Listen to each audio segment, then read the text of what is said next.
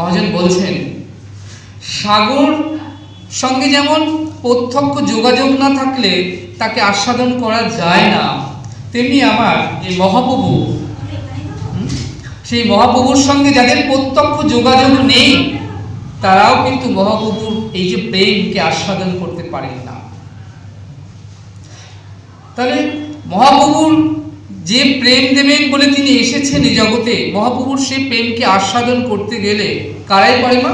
যাদের সঙ্গে মহাপ্রভুর সরাসরি যোগাযোগ আছে তারাই পারে। তারা কারা? যারা ব্রজে ছিল তারা এবার নদে এলো।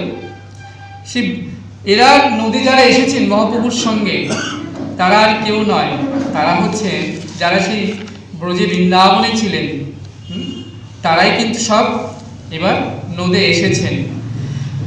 তাই গোসাইপাদ বললেন, রাধা কৃষ্ণ লীলাসার তার শত শত ধার, 10 দিক বহে যাহা হইতে, সেই লীলা হয় অক্ষয় সরোবর, মনোহংস চরাও তাহাতে।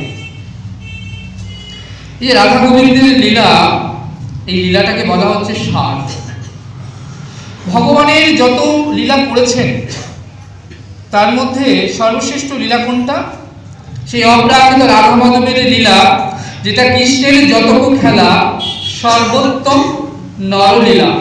নরতনু তার বপু, গোপবেশ বেণুকর শ্যাম কিশোর নটবর, নরলীলা হয় তার অনুরূপ। তাহলে আমরা পেলাম ভগবানের সর্বশ্রেষ্ঠ লীলার মধ্যে সেই লীলাটি সর্বশ্রেষ্ঠ, সেটা যে লীলাটি বৃন্দাবনে গোপবেশ নটবর, সেই অপ্রাকৃত রাধা গোবিন্দের সেই লীলা, ব্রজের লীলাই হচ্ছে সর্বশ্রেষ্ঠ লীলা।